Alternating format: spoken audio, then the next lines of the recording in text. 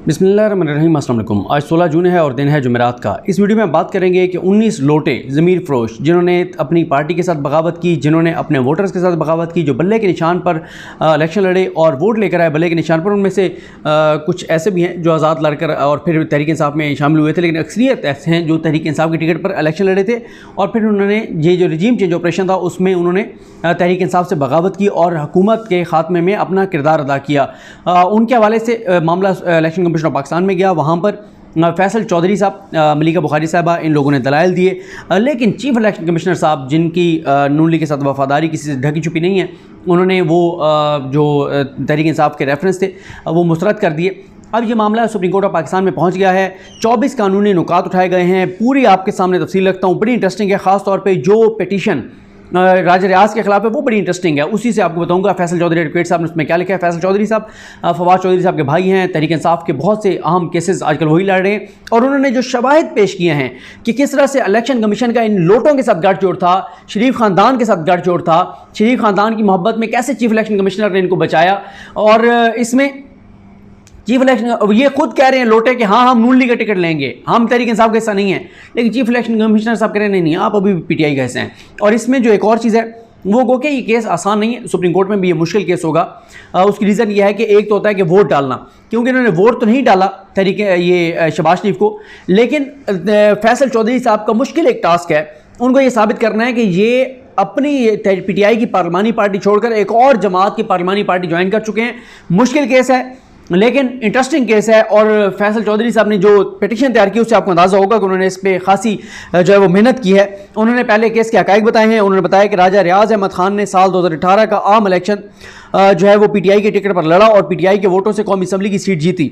जब 8 मार्च 2022 को अपोजिशन जमातों की जानिब से वज़ीर-ए-आज़म इमरान खान के खिलाफ अदम एतमाद की वोटिंग की करारदाद पेश की गई तो राजा रियाज ने इंतहाई दगाबाजी और बेवफाई का मुजाहरा किया और अपनी वफादारियों का रुख उस वक्त की अपोजिशन पीडीएम की जानिब मोड़ लिया और लोटा बन गए। वैसे जई तई सही फैसल चौधरी साहब ने इनकी फेरी है, सही उन्होंने इनकी तबीयत वैसे साफ़ की है इस पिटीशन में। उन्होंने कहा कि राजा रियाज ने पार्टी डिसिप्लिन की खिलाफवर्जी करके और कानून और आइन के बरखिलाफ पीटीआई के दीगर मुनरफ अरकान के साथ इनराफ की मुहिम की सरबराही की और जमहूरियत, आइन, पीटीआई और सबसे बढ़कर अपने हल्के के अवाम को भारी नुकसान पहुंचाया। तहरीक अदम एतमाद की जमा होने के बाद जब पार्टी के दीगर तमाम इमरान मुल्क को रजीम चेंज के ऑपरेशन से बचाने की कोशिश कर रहे थे तो राजा रियाज दीगर फ्रीकैन के साथ सिंध हाउस से जो है वो बरामद हुए, जहां वो मुबैना तौर पर जमहूरी निज़ाम को सबसे ज़्यादा नापाक अंदाज में नुकसान पहुंचाने के मकरूब मनसूबे को अमली जामा पहनाने के लिए छुपे हुए थे। राजा रियाज ने मीडिया टॉक शोज़ में किए गए इंटरव्यूज़ और अपने बयानात में जिनकी इलेक्ट्रॉनिक, प्रिंट और सोशल मीडिया पर बहुत ज़्यादा रिपोर्टिंग हुई, उनमें अपोजिशन अलायंस की जानिब से पेश करदा तहरीक अदम एतमाद की हमायत की। पीटीआई ने राजा रियाज की मशकूक और नुकसानदेह पीटीआई मुखालिफ सरगर्मियों का नोटिस लेते हुए 19 मार्च 2022 को उन्हें शोकॉज नोटिस जारी किया। उसके बाद ये उन्होंने साथ लिखा है असद उमर साहब की जानिब से जो उनको भेजा गया शोकॉज, वो भी सारा इन्होंने फैसल चौधरी साहब ने जो है वो साथ लगाया है। उसके बाद फैसल चौधरी साहब पिटीशन में लिखते हैं कि राजा रियाज ने शोकॉज नोटिस की डिलीवरी लेने से इनकार किया और बाद में एक गैर संजीदा जवाब को मुंसलिक किया। यह जवाब चेयरमैन पीटीआई इमरान खान को कभी मौसूल नहीं हुआ था और ना ही राजा रियाज ने इलेक्शन कमीशन के सामने इसका कोई रिकॉर्ड फराहम किया। नंबर 2, यह चीज़ उजागर करना अहम है कि शोकॉज नोटिस का इजरा राजा रियाज के इल्म में था। तस्लीम शुदा हकीकत के तौर पर उन्होंने इसका जवाब भी दिया, लेकिन दिलचस्प बात यह है कि वो नाम निहाद जवाब इलेक्शन कमीशन के सामने रिकॉर्ड पर नहीं लाया गया, कि जो जवाब इन्होंने इमरान खान को भेजा वो रिकॉर्ड पर ही नहीं लाया गया। चेयरमैन पीटीआई इमरान खान ने एक दरख्वास्त दायर की थी जिसमें इस जवाब की तस्दीक शुदा नकल मांगी गई थी, लेकिन उन्हें इसकी तस्दीक शुदा नकूल नहीं मिल सकी। यह भी अजीब बात है कि फाजिल इलेक्शन कमीशन ने इस अहम बेज़ाब्तगी को नज़रअंदाज किया और इस खुलम खुला झूठ की इंक्वायरी की बजाय राजा रियाज की जानिब से जमा कराए गए बयान पर इन्हिसार करने को तरजीह दी। नंबर 3, राजा रियाज अहमद खान का केस मुनफरिद अंदाज से दगाबाजी का केस है। वो मुसलसल कानून और आइन का इस हद तक मजाक बना रहे हैं कि वो 24 मई 2022 को जियो टीवी पर नशर होने वाले प्रोग्राम कैपिटल टॉक में आए और खुलकर तकसीम किया कि वो आइंदा इंतखाबात में नून लीग के टिकट के लिए अप्लाई करेंगे और नून लीग के टिकट पर इलेक्शन लड़ेंगे। ये कहना आम है कि अगर ऐसे गैर कानूनी और नाजायज़ इक़दाम का अदालती नोटिस नहीं लिया जाता तो यह मुल्क में आइन और कानून की अदम मौजूदगी के मुतरादिफ होगा। नंबर 4, राजा रियाज का जवाब झूठ का पलंदा था और अपने गैर आईनी इक़दामात पर पर्दा डालने की कोशिश थी। यह बताना आम है कि राजा रियाज ने पार्टी के खिलाफ बदनीयती और मज़मूम मकासद के हसूल के लिए न सिर्फ पार्लियामेंट के बाहर पार्टी के खिलाफ काम किया बल्कि ईवान के अंदर भी पार्टी के खिलाफ काम किया। राजा रियाज के जो इल मोटिवेटेड इक़दाम और उनकी जानिब से अमली तौर पर दूसरी पार्लिमानी पार्टी में शमूलियत इख्तियार करने के अमल को साबित करने के लिए काफ़ी शवाहिद और मवाद मौजूद है। वो नापाक अंदाज में जमहूरी तौर पर मुंतखब हुकूमत का तख्ता उलटने के मकरू मनसूबे के हसूल के लिए अपोजिशन के साथ मुलविस हुए और उन्होंने कई टॉक शोज़ में इतराफ़ किया कि वो अपोजिशन को ज्वाइन कर चुके हैं और उन्होंने अपने इंटरव्यूज़ और मीडिया टॉक शोज़ के मंदरजात की कभी तरदीद भी नहीं की। राजा रियाज ने पार्लियामेंट में नून लीग अयाज सादी की सरबराही में होने वाले कौमी असम्बली के मॉक सेशन में उस वक्त के वज़ीर-ए-आज़म इमरान खान के खिलाफ वोट डाला। ये उस दिन की बात है जब डिप्टी स्पीकर ने रूलिंग दी, इजलास ख़त्म हो गया और उन्होंने अदम एतमाद मुस्तरद कर दी। उस दिन फिर बाद में आपको पता है कि जो अयाज सादी साहब हैं उन्होंने एक मॉक सेशन किया था, उस पे इन्होंने वोट डाले हुए हैं। 197 वोट डाले थे शहबाज शरीफ के वो जो इमरान खान के खिलाफ अदम एतमाद में, जिनमें इन लोगों ने वोट डाले हुए हैं। उसके बाद कहा गया, फैसल चौधरी साहब ने कहा कि इस तमाम मामले का वीडियो सबूत दस्तयाब है और इससे इस अपील के साथ मुंसलिक कर दिया गया है। तमाम शवाहिद फैसल चौधरी साहब ने साथ लगाए हुए हैं। वो कहते हैं कि ये कहना बेजाना होगा कि राजा रियाज अपनी पार्टी के एतमाद को धोखा देकर और अपने हल्के के वोटर्स को धोखा देकर अपनी आईनी जिम्मेदारी का पास नहीं रख सके और अपने हलफ पर भी अमल करने में नाकाम रहे। ये बात नाकाबिल तरदीद है कि अदम एतमाद के मामले के दौरान वो PTI के मकसद को शिकस्त देने में अहम थे और उन्होंने रजीम चेंज की आलमी साजिश का हिस्सा बनकर जमहूरी निज़ाम और सियासी अक़दार को भी नाकाबिल तलाफी नुकसान पहुंचाया। नंबर 5, इन हालात में दरखास्त गुजार यानी इमरान खान के पास इसके अलावा कोई ऑप्शन नहीं था कि राजा रियाज के खिलाफ आर्टिकल 63A के तहत डिफेक्शन पर नाअहली का डिक्लेरेशन दिया जाए। दरखास्त गुजार यानी इमरान खान ने इस डिक्लेरेशन को आइन के आर्टिकल 63A के तहत उस वक्त के स्पीकर कौमी असम्बली को भेजा और स्पीकर ने यह डिक्लेरेशन चीफ इलेक्शन कमिश्नर को भिजवा दिया। इसके बाद पैराग्राफ नंबर 6 है, उसमें इलेक्शन कमीशन की कार्रवाई के मुतालिक बताया गया है और कहा गया है कि मज़कूरा दरखास्तों पर जो इमरान खान ने उधर भेजा रेफरेंस चीफ इलेक्शन कमिश्नर के पास, उस पर दोनों जानिब से दलाइल सुने गए और 11 मई 2022 को दरखास्तों को मुस्तरद कर दिया गया। दरखास्त गुजार को यानी इमरान खान को हैरानी हुई कि इसकी कानूनी दरखास्त को बगैर किसी कानूनी जवाब के 11 मई 2022 के आर्डर के जरिए मुस्तरद कर दिया गया।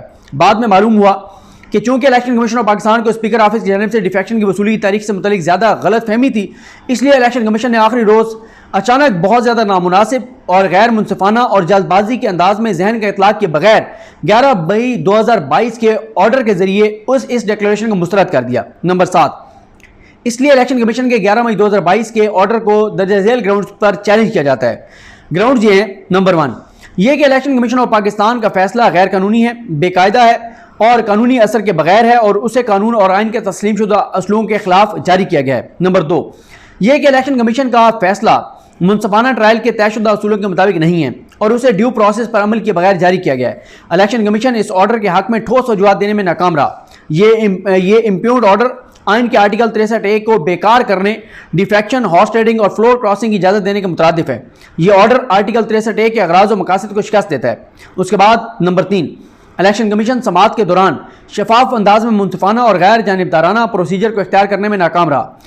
इलेक्शन कमीशन का जो ऑर्डर है उसके आइन के आर्टिकल 10A के खिलाफ है और उन्होंने इसकी आइन के आर्टिकल 10A की खिलाफ वर्जी करते हुए बेअसूल और बेकायदा अंदाज में जारी किया गया ये ऑर्डर और ये कुदरती इंसाफ और फेयर प्ले के असूलों के भी बहुत ज़्यादा खिलाफ है। नंबर 4 कानून और आइन की ये नीयत और मकसद है कि जमहूरियत को हॉर्स ट्रेडिंग, फ्लोर क्रॉसिंग की आलूदगी से बचाया जा सके।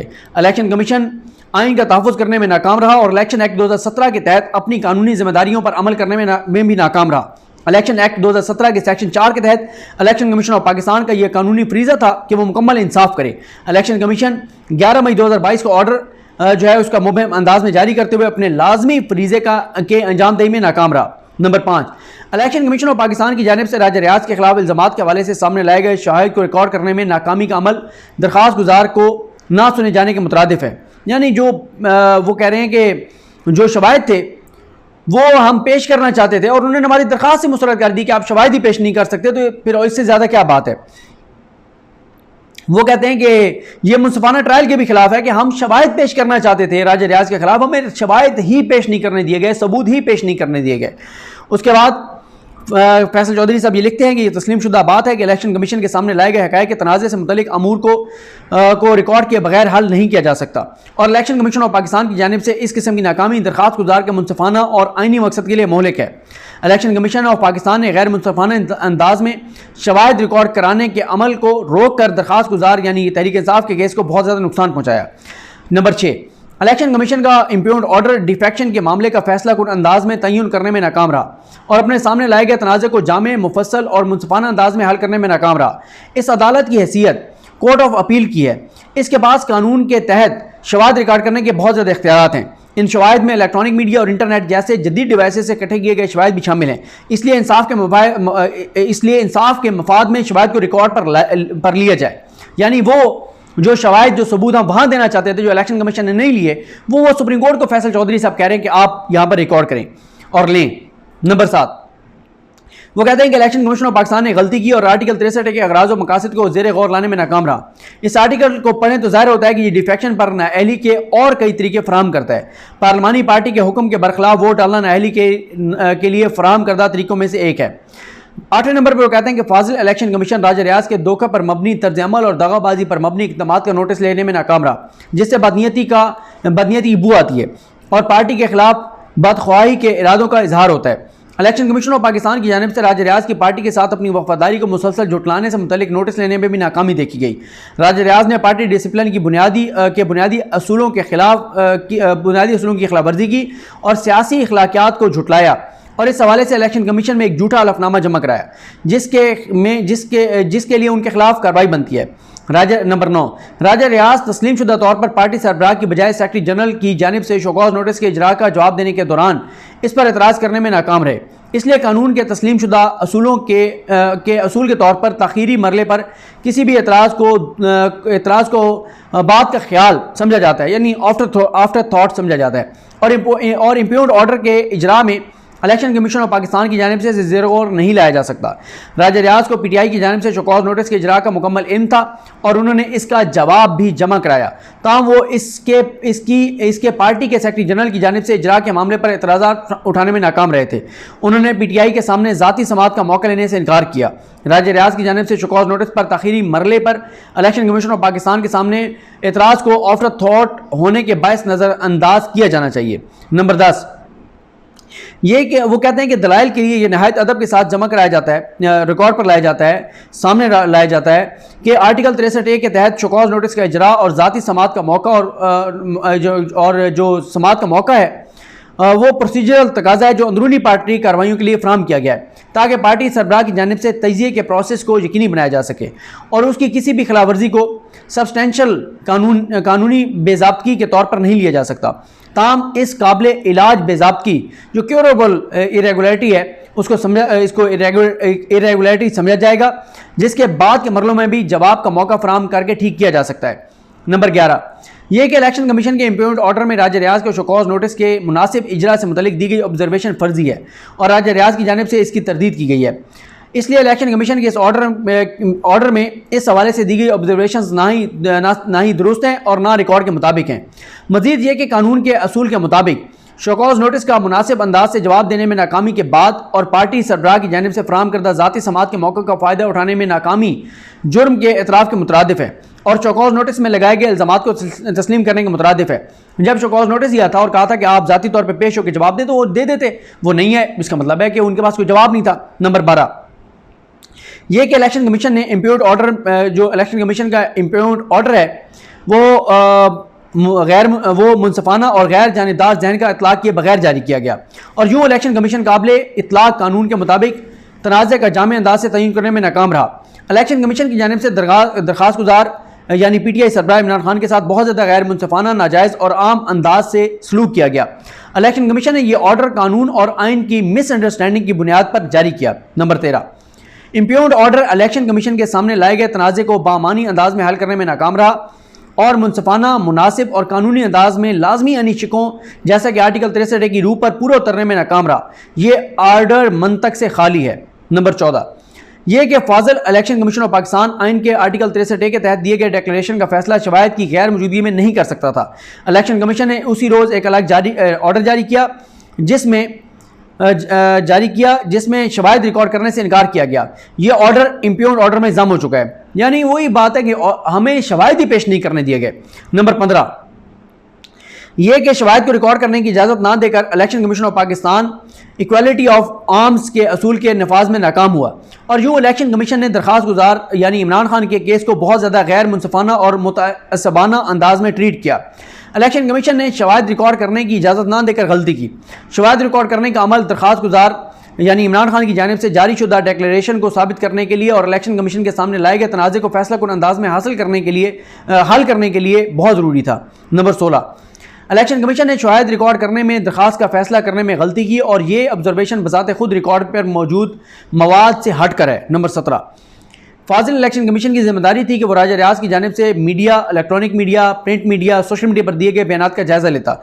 इसलिए दरख्वास्त गुजार की जानिब से दायर शुदा रिजॉइंडर को ठोस वजूहात के बगैर नज़रअंदाज करना कानून की खिलाफ वर्जी है। नंबर 18, यह कि इलेक्शन कमीशन का फैसला कानून और इलेक्शन कमीशन के सामने मौजूद मवाद को गलत अंदाज से पढ़ने और ना पढ़ने का नतीजा है।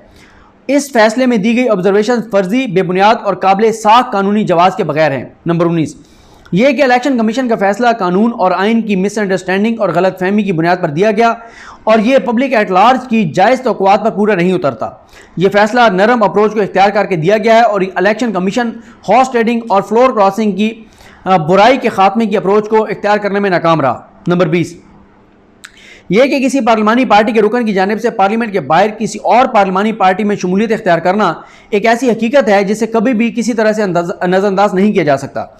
इलेक्शन कमीशन बुरी तरह से यह ज़ेर गौर लाने में नाकाम रहा कि राजा रियाज की जानिब से पार्लियामेंट के बाहर दूसरी पार्लिमानी पार्टी में शमूलियत का किसी भी पार्लिमानी पार्टी के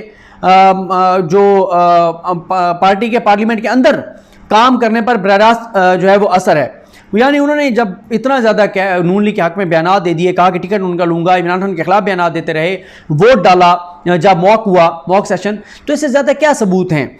वो कहते हैं कि किसी की अपनी पार्टी से डिफेक्शन संगीन गैर जमहूरी और गैर आइनी बेज़ाब्तगी है जिसे बहुत ही संगीन जो बहुत संगीन है और इस पर तो सख्त इक़दाम होने चाहिए थे कि किस तरह से जमहूरी निज़ाम को फ्लोर क्रॉसिंग, हॉर्स ट्रेडिंग, दगाबाजी और बेवफाई की आलूदगी से जो आलूदगी का शिकार किया जा रहा है, इससे बचाना चाहिए इलेक्शन कमीशन को और बाकी इदारों को और सुप्रीम कोर्ट को। अगर राजा रियाज और दीगर मुल्ज़मान को आज़ादाना जाने दिया जाए तो इसका मुल्क जमहूरी निज़ाम और आइन पर बहुत ही तबाहकुन असर होगा। Number 21, election commission of Pakistan का फैसला गैर जो है वो जल्दबाजी का नतीजा है और इसमें बहुत सारी इलीगल चीज़ें हैं। 19 मार्च 2022 के शिकॉज नोटिस में मौजूद इल्ज़ामात बगैर किसी शक व शुबा के साबित हो चुके हैं और इलेक्शन कमीशन इन इल्ज़ामात को इस बेकायदा अंदाज से नज़रअंदाज नहीं कर सकता। नंबर 22 ये है कि राजा रियाज की जानिब से अपोजिशन जो उस वक्त की अपोजिशन थी उसमें जो बयानात हैं उनके साथ जो वो शामिल हुए वो अवाम के नोटिस में सब जानते हैं और उनका कंडक्ट सबके सामने है, उनके इक़दाम सबके सामने हैं और वो अब एक और जमात की पार्लिमानी पार्टी को ज्वाइन कर चुके हैं और साथ ही इलेक्शन कमीशन के चैलेंज शुदा ऑर्डर में कानूनी जवाज़ और ठोस वजूहात का फुकदान है और ये हक़ाइक़ के लिहाज से एक नाक़िस हुक्मनामा है और कानूनी तौर पर गलत है, इसलिए इसे फौरी तौर पर कलअदम किए जाने की ज़रूरत है। इस्तदा ये की गई है कि इन वजूहात की बिना पर नहायत अदब से इस्तदा की जाती है कि इस अपील को मंजूर किया जाए और इलेक्शन कमीशन के जो इम्प्यून्ड ऑर्डर है 11 मई 2022 का उसको गैर कानूनी, गैर आइनी और हक़ाइक़ के बरखिलाफ़ करार दिया जाए और दरख्वास्त गुजार इमरान खान के राजा रियाज के खिलाफ आर्टिकल 63 के तहत जारी शुदा 8 अप्रैल 2022 के डिक्लेरेशन को बरकरार रखा जाए। इसमें यह है कि ये तो राजा रियाज के खिलाफ थी, बाकी भी सब के खिलाफ 19 हैं, टोटल 20 लोग थे मुनर्रिफ अरकान, लेकिन एक उनमें से आमिर लाकिब हुसैन साहब थे, उनकी अल्लाह ताला दर्जात बुलंद करे, ज़ाहिर है उनके खिलाफ ये अपील नहीं दायर की गई, बाकी 19 लोगों के खिलाफ दायर की गई है। और साथ ही इसमें मैं आपको एक चीज़ और अगर देख के बता सकूं कि इसमें जो मैंने देखा था वो बहरहाल ये था कि फैसल चौधरी साहब ने किया है, बाकी मैं देख लूँ कि और भी अगर वकला के नाम हैं या नहीं हैं। इसमें ये दरख्वास्त इमरान खान साहब की जानिब से है, फ्रीक इसमें इलेक्शन कमीशन को बनाया गया है और साथ ही जो भी और रुकन है उसको जो है वो फ्रीक बनाया गया है और ये बड़ी लंबी जो है वो दरख्वास्त है। मैं इसके एंड में जाके देखना चाह रहा हूँ कि हाँ, फाइल्ड बाय सिर्फ जो है वो फैसल फरीद नाम है, फैसल चौधरी साहब जो कि फवाद चौधरी साहब के भाई हैं। मुझे अपने दुआ में याद रखें, जब इसकी समात मुकर्रर होगी तो ज़ाहिर उस वक्त भी आपको आगाह करेंगे और सबूत शवाहिद सारी चीज़ें साथ लगाए गए हैं, वीडियो क्लिप्स और अखबारी कटिंग्स, सारे बयानात। तो मुझे अपनी दुआ में याद रखें। अल्लाह करीम हम सब का हामी नासरो। अल्लाह हाफ़िज़।